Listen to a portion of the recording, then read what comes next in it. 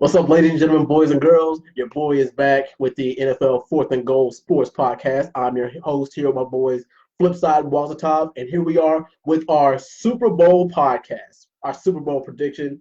The San Francisco 49ers are going up against the Kansas City Chiefs. How you doing tonight, fellas? Decent, man. Yeah, I'm doing okay, man. Yeah, man. All right, fellas, and everybody who's watching, before we get this show on the road and give our predictions and our analyze and our breakdown, we want to give just our quick thoughts on the passing of NBA and LA Lakers legend Kobe Bryant. I've kind of spoken my piece on it. There's not really much that needs to be said. But Flip, like, what was going through your head when you got the news? I was just chilling at home, man, and I saw someone say something about you see what happened to Kobe or the Kobe thing. I was like, what's going on? I thought it was just something maybe like I don't know, he won another award or something like weird. And I saw the TMZ post, man. I was hoping it was one of those like old, like back in the day kind of TMZ hopes posts. Yeah. But man, the whole timeline on Twitter was going off. I don't know, man. That one caught me off guard. I wasn't expecting that one at all. Right. I was kind of glued in. I was kind of checking the updates to see, because at first it was like, oh, they don't know who was in the helicopter. It's just speculation. And it just kept getting worse and worse. I don't know, man. That was getting me hard. So, yeah. So, what was your thoughts when you heard about it, or like initially? It was just disbelief. I was at work, obviously, and yeah, I remember like just checking my phone, just the lock screen or whatever with all the notifications, and that was one of the notifications on there was like, I remember it just said like just a helicopter, crash, a tragic helicopter crash, and it said Kobe Bryant, Kobe Bryant dead. I'm like, and I read it, and I was like, it just seemed like completely like surreal to me, and then like I swiped it. It wasn't like a thing where I saw it on Twitter or something, and I thought maybe it was a hoax. Like it was like a news alert. So when I saw it, I thought there was, even though I was in disbelief, I thought there was definitely some legitimacy to it. Mm-hmm. And then, being a parent now, my initial thought was, I really hope he didn't have the family with him, because obviously he's got 4 girls and wife, and I was just like, I was just hoping, and it was still waiting for the information to come out, and obviously the tragic news that obviously his daughter being there with them, and also the rest of the family as well. It's just a terrible event, Yeah. I mean, a lot of families and friends, lives were affected because of that horrible accident. But it was just disbelief, because Kobe is very bigger, very much larger than life. I never really expected him to pass, and not even being like a Laker fan. I was definitely agonized by someone like Kobe. Every time the Lakers came up against the Jazz, whether during the regular season or especially in the postseason. Yeah. And I was definitely like appreciated and admired Kobe. But I was definitely not a Laker fan, but it was definitely like when his death and everything, I was definitely kind of shocked at how much it kind of shook me a bit. It caught me off guard a little bit, because just the timing, the age, you know what I mean, and just how much he's been out of the league for a few years, but it definitely seemed like Kobe was transitioning into that next stage of his life, and and then taking his daughter under his wing, at least for seemed like she was going to be an up and coming promising WNBA star, and that would have been definitely exciting to see, and seeing how that sport can grow, especially with someone like Kobe behind her pushing her, Yeah, definitely. So yeah. He said, me, when I got the news, I was pretty much dead. So I had to work anyway, because I was hoping to get home earlier that night, because the WWE's World Rumble was that night too. That was on my mind, but I got woke up, and then I was like, what? He's dead? I was like, no. I checked my Twitter news feed. I scrolled down. I saw number R.I.P. Kobe Bryant. R.I.P. Kobe Bryant. I looked on TMZ to see. I was like, well, then I saw it on there, and then I cut on the TV. I kept flicking back and forth between ESPN News and CNN because they're actually a legitimate, credible news source. And then I saw it 5 minutes later. CNN right there. Four dead in helicopter crash. Kobe Bryant among the dead, and I was like, are you serious? And then like when it finally sunk in, like my chest like literally started to hurt. I was like, wow, because I just sat there quiet, with my hand in my head, like just like wow, man, one of my childhood heroes is gone now because we grew up in the '90s. The thing is, we didn't grow. I mean, the thing is, Jordan has been credited as the GOAT. Michael Jordan has been credited as the greatest basketball player of all time, which I'm not going to take from him. But I didn't get a chance because I didn't get a chance to see Jordan's career from start to finish because I was too young.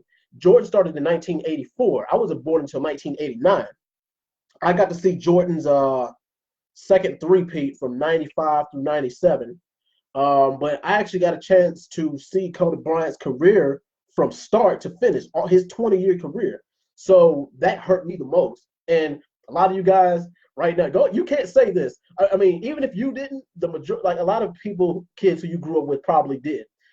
If you were born between 85 and 2010, there's a good chance that as a child, you either had a Jordan, Kobe, or Allen Iverson poster hanging in your bedroom. Right or wrong?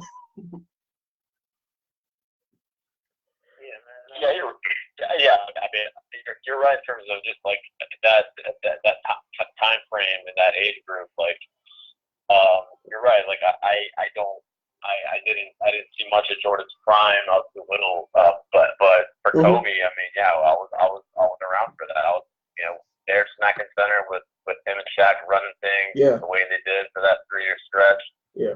Just straight obliterating the rest of the field in 2001 when they went 15-1 the postseason.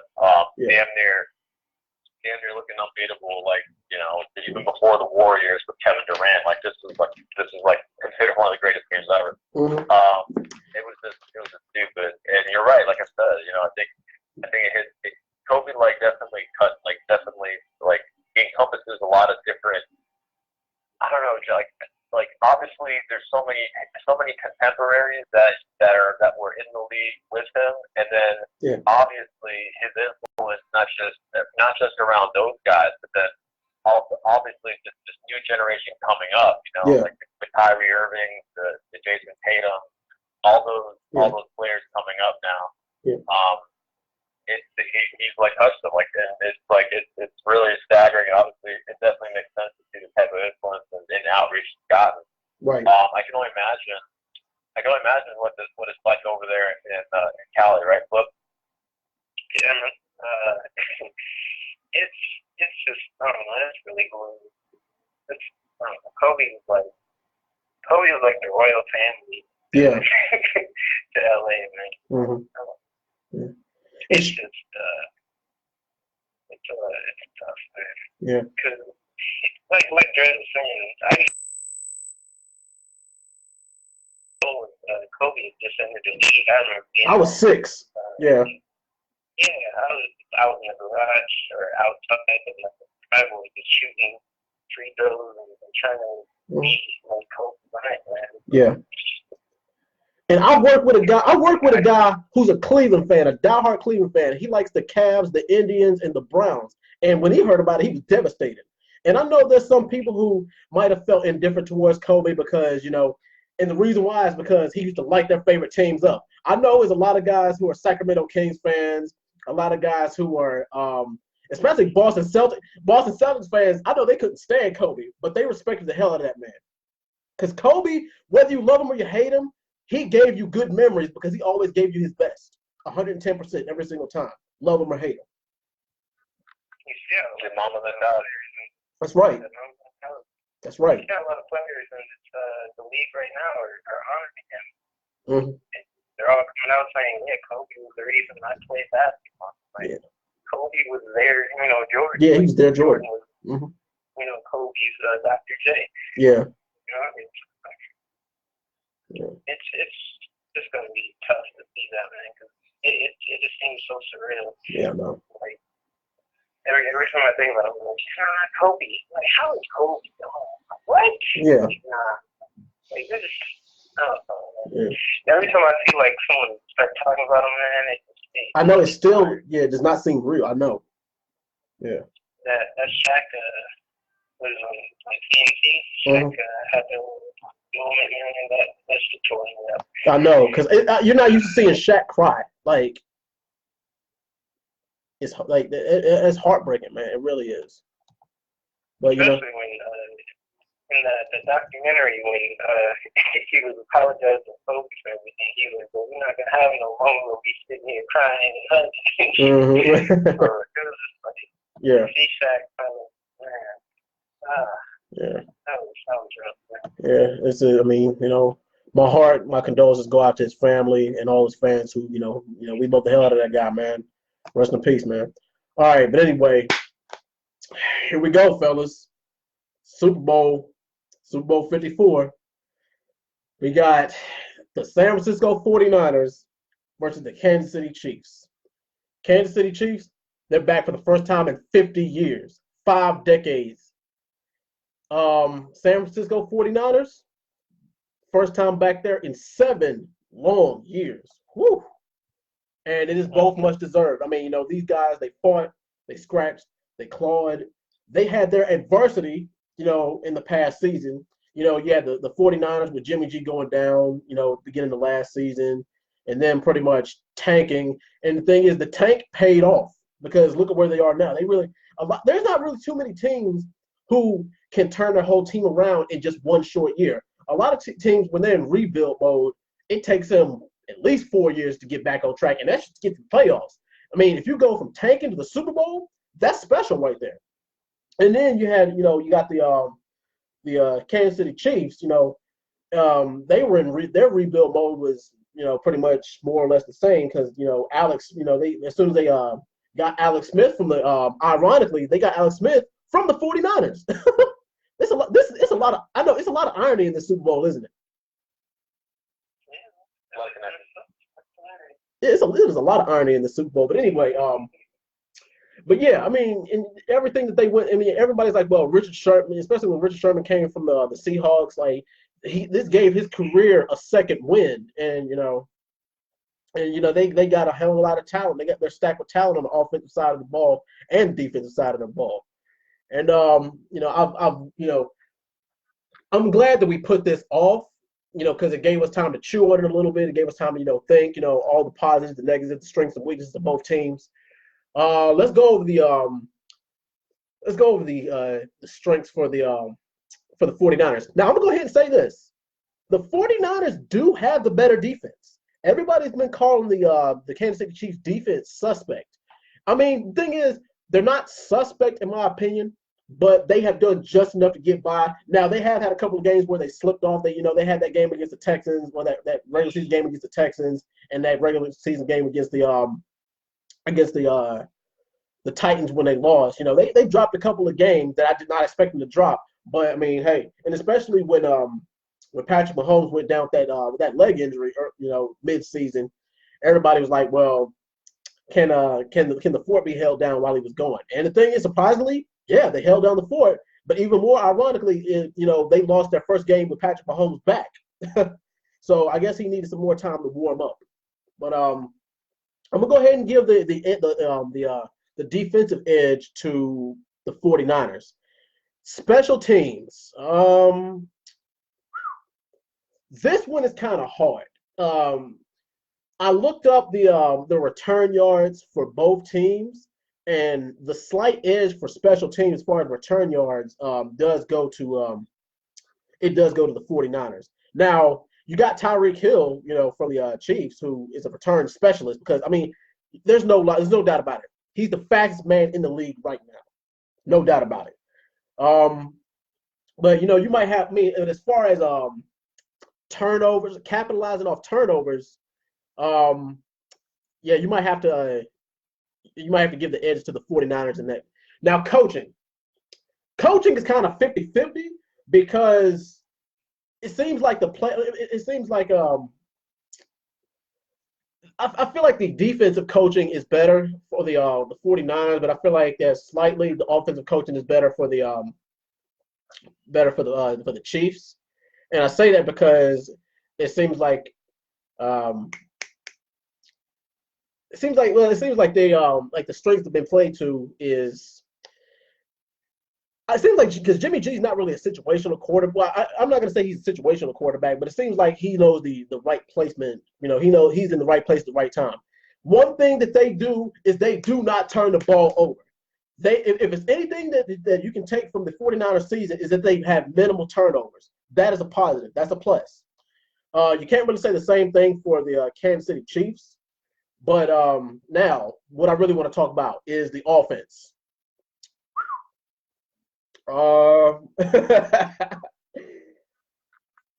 You got two powerhouse tight ends. You got Travis Kelce and you got George Kittle. Both of these dudes are tanks, man. I say that I would probably have to say that when it comes to yards after the catch, George Kittle is better. But when it comes to just hands, I think Travis Kelce is slightly better. Now, weapons. I'm gonna have to give the edge to weapons. As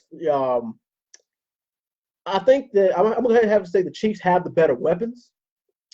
Especially, I mean, Tyreek Hill. I think Tyreek Hill is gonna be the best receiver on that field.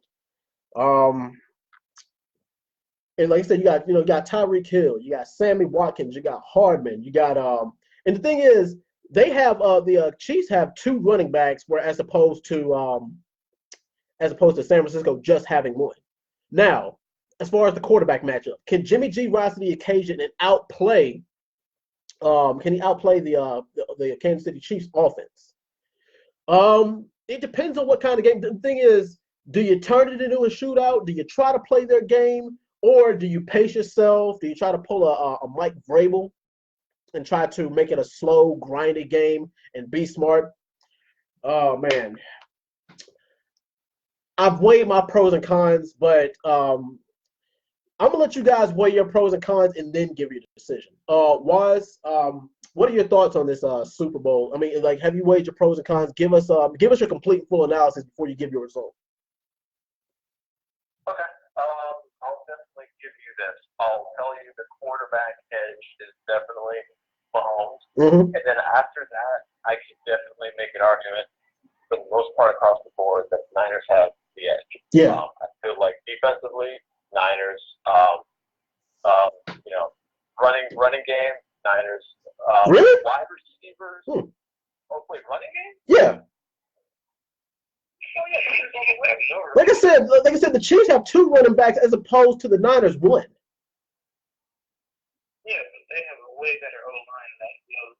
Oh yeah. They got better blocking. We still have. They got three Coleman. Yeah, we still have three. Coleman's not a full stretch yet. Yeah, that's the reason why I said that. Mm-hmm. But yeah, go on, was. And obviously, I think Devo is always good for at least a few reverts. I feel like. But anyway, I still think the running scheme wise, with Shanahan,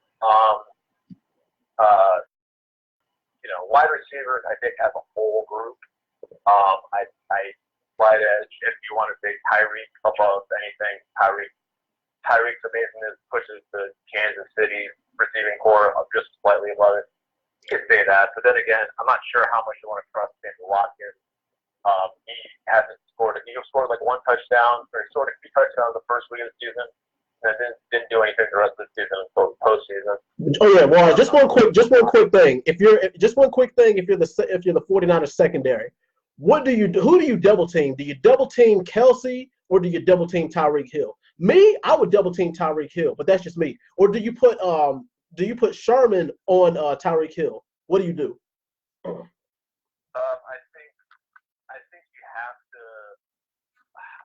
have to give it up for.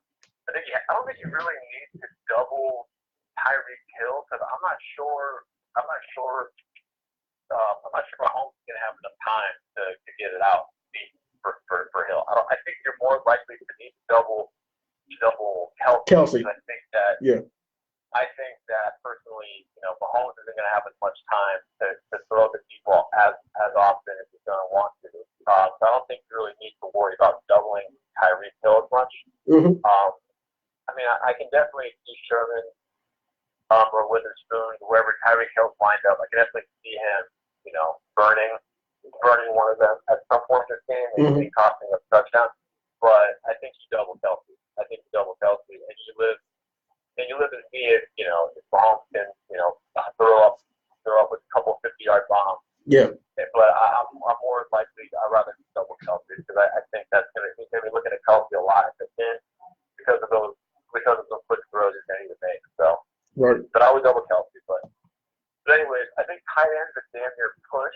Obviously, I'm partial to Kittle, but obviously I can see he still favor Kelsey. I can't really point Kelsey probably. Ride that dick like a stolen. Kittle's a monster after the catch, of course, that we all saw against the Saints. But yeah, coaching edge is interesting. Both coaches are great offensive minds. This is Andy Reid's second coach, Super Bowl as a head coach. Shanahan's been in the Super Bowl before, but as a coordinator. So both of them still privy to the big game. You could give the slight edge to Andy Reid just because he has more experience. Shanahan's still kind of young and astute, but maybe give the coaching edge slightly to Andy. But Andy's terrible with clock management. He's definitely notorious for flubbing up late in the game with timeout. So because of that, even though we have seen Shanahan fuck it up for the Falcons because of terrible play calling at the end of the game, clearly Shanahan knows now to run the ball a lot more than throwing it. So obviously Shanahan learned from his mistakes, but I'm not sure yet if Andy Reid will learn his time management mistakes, but we'll see. Mm-hmm. So across the board again, I think the Niners have multiple advantages. Yeah. Whereas the Chiefs very, very minimal. But the Chiefs' advantage is at quarterback, which completely stuns, obviously, our quarterback talent. But our quarterback also is definitely proven in close games. He's had I think he's like fourth in the league in fourth quarter comeback. His passer rating, his number, I feel like I heard Kellerman argue about this, but they're actually increase or get better in late game situations, in close game situations. Right. I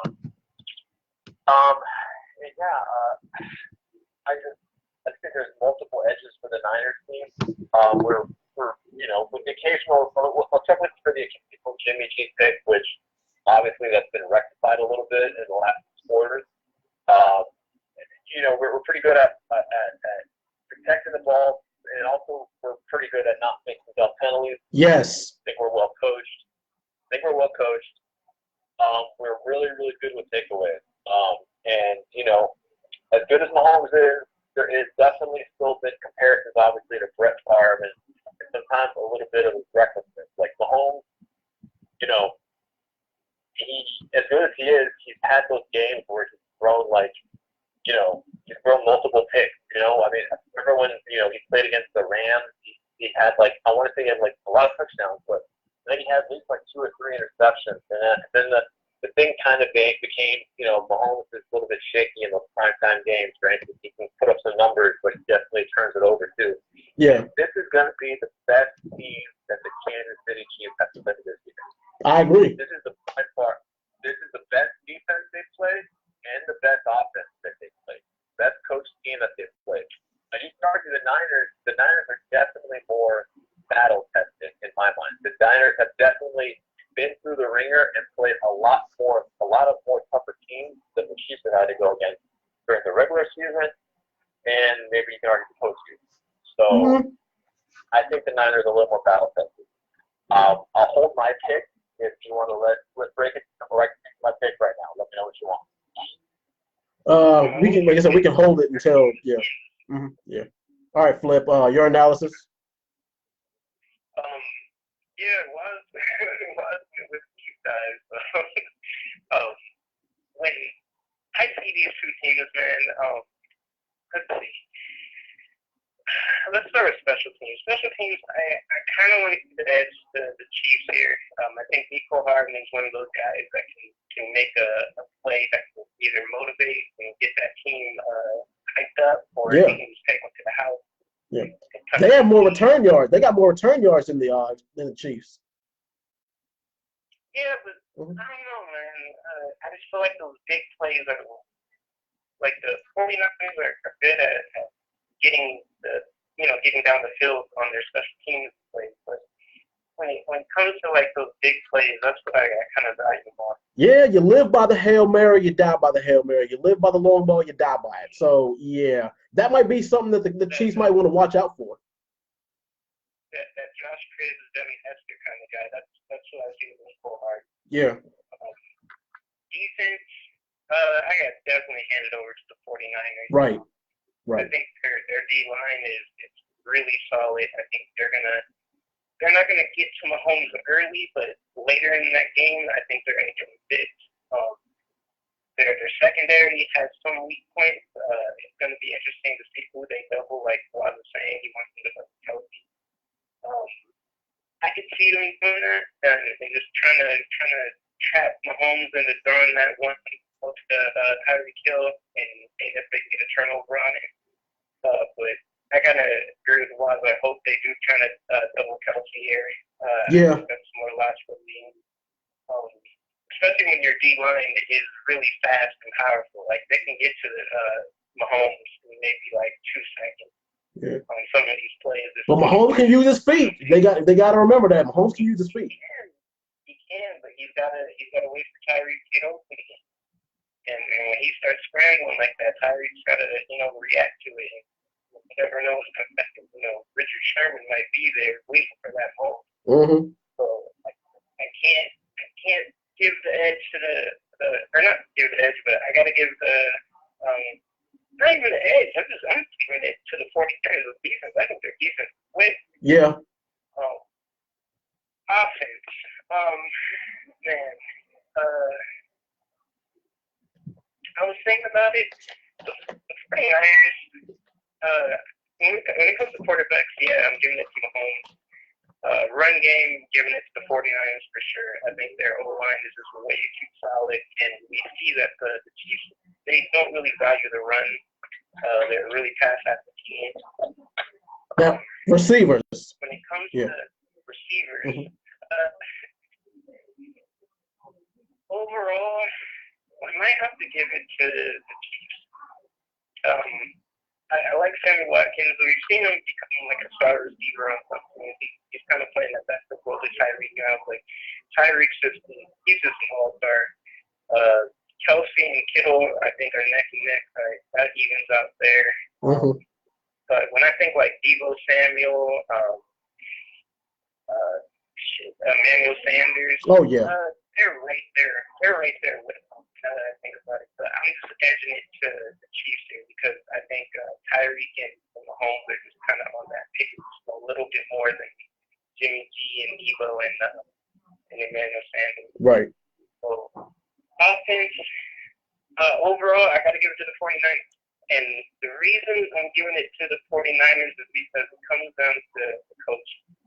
And we saw in the Titans game, the 49ers didn't throw the ball at all.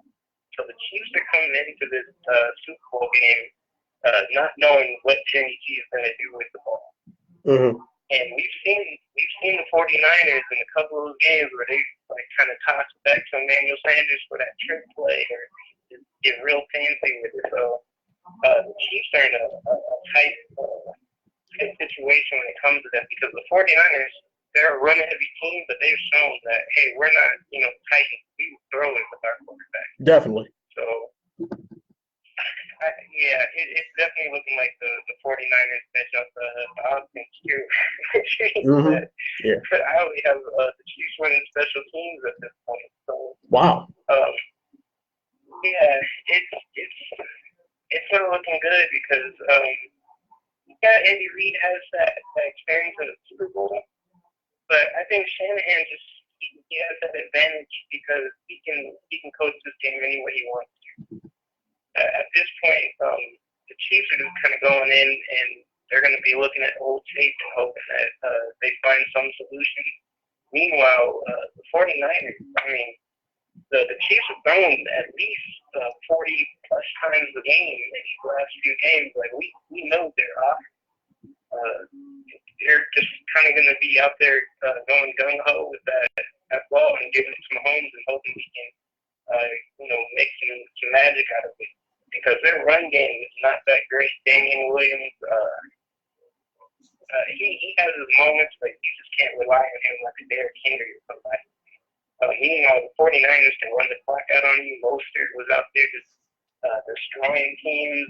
Their O-line is just ridiculous when it comes to that run game. And they still have their short pass. Mm-hmm. So it's just like, Andy Reid might have the experience, but Shanahan, he played it really smart in that game.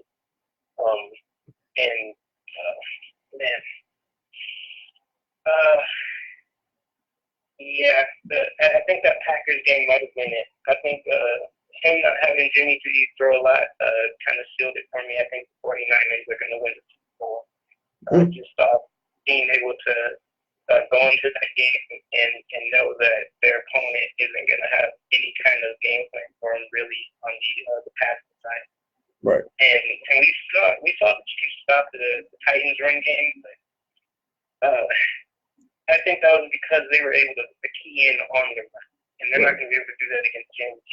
I mean, we've had our doubts about Jimmy G when we saw him throw like 5 kicks in the preseason game and all this, but the man can get the ball out and he can make those difficult runs when he needs to. So I'm rolling with the 49ers to win the Super Bowl. All right. Now, keys to victory for the 49ers. 1, do not let Patrick Mahomes breathe. You make sure you put his ass on the ground. And you make sure that you ride that clock. Use that running game and you ride that clock. Another one. They got to, opposite of stacking the box, they need to spread everybody out, I believe. They just need to let the 49ers need to let the front 4 just rush Patrick Mahomes while they put everybody else in coverage, because they're probably going to split everybody else out wide for the Kansas City defense. So keys to victory. Don't let him breathe. Also, keep turnovers to a minimum. Keep doing what you're doing on that half, and also keep penalties to a minimum. And on the offensive side of the ball, also they might need to do those little.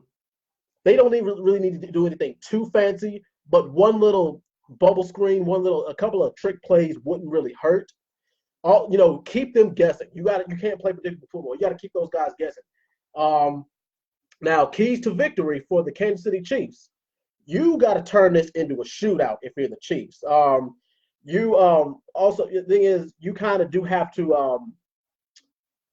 You also have to run the clock down, but you have to do it in a smart way. Like, you might want to do a couple of run plays. But other than that, you need to turn it into a gunslinging match, because I like the odds a lot better with Mahomes gunslinging with Jimmy G.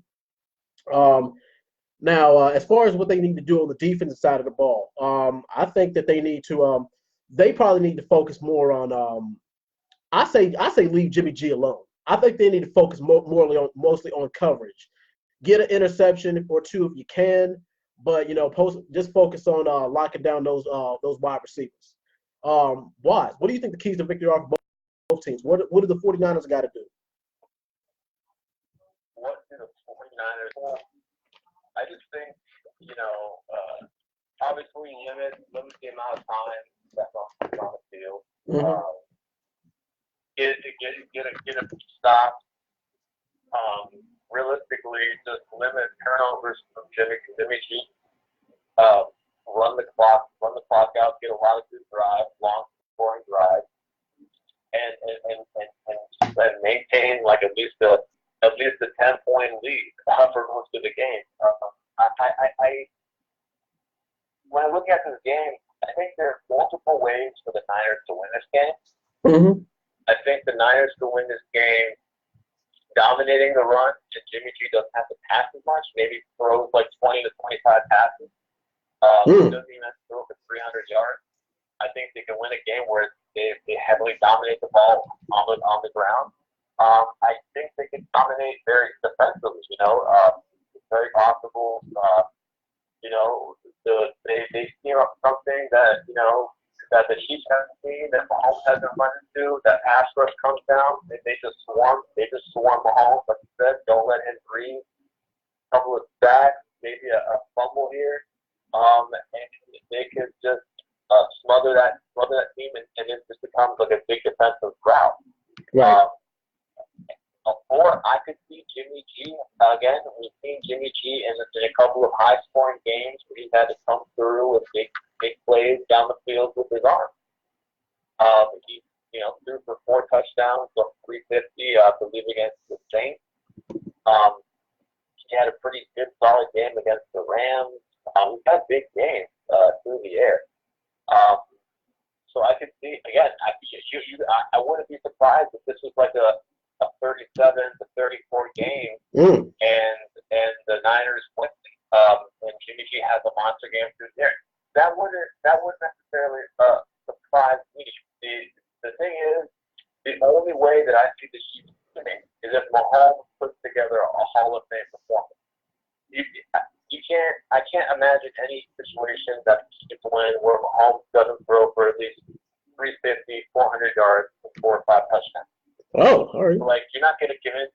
Like, I'm not going to be convinced that Damian Williams runs for 120 yards or something and 3 TDs. I don't see that happening. I don't see anything successfully going down for the Chiefs unless Mahomes has a monster game.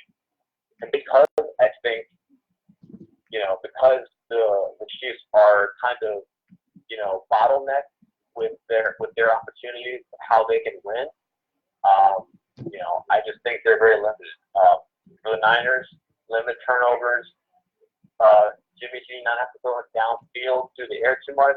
Obviously, short passes to Kittle, short safe passes, screens to flat, maybe Mostert or Coleman. Granted, he's in there, but I just think there are multiple ways for the Niners to win this game. All right. So, fellas, before we wrap it up tonight, final scores. Me, weighed the pros and cons, slept on it, thought about it. I'm actually going to go with Chiefs 31-27 over the Niners. Wise, final score. My final score, I'm going to say the Niners, San Francisco 49ers win this game. I'm going to say 33-27. All right. That's plausible. Flip, final score. Winner in your final score. I'm going to have to say Niners win 30-24. Oh, wow. All right. Well, gentlemen, let's the only thing we can hope, regardless of the winner, let's just hope for a good game. Anything like that Super Bowl, hopefully it's not like that Super Bowl 47 matchup between the Broncos and the and the Seahawks. Hopefully it's not a super blowout. I know. Hopefully it's not a super blowout. Yeah, you never know. Hopefully it's not a super blowout. I always like to see shootouts in Super Bowls. But yeah. Anyway, that'll do it. As always, Flip, Wise, thank you guys for helping me host the podcast. You guys got any final thoughts before we sign out tonight? Kobe, and hopefully we get a good Super Bowl matchup. Yes, sir. Just like that, Patriots-Eagles game. That was a really good game. Hell yeah. So I hope we get a matchup like that. And good luck to the Saints fans. Oh, yeah. All right, Waz, final thoughts? It should be a good game, but we spoke about earlier, and we talked about rest in peace, Kobe, obviously, Super Bryant, all the other families who have their loss on that, all the families and friends that were affected from that tragic event. Just gotta hug and share your love with those that you are around, and your family and friends, while you still can. Yes, sir. Well, all right. Thank you, fellas. And also, thank everybody on Facebook and YouTube for watching. And we'll be back next week. Waz, Flip, see you guys later. Peace. All right.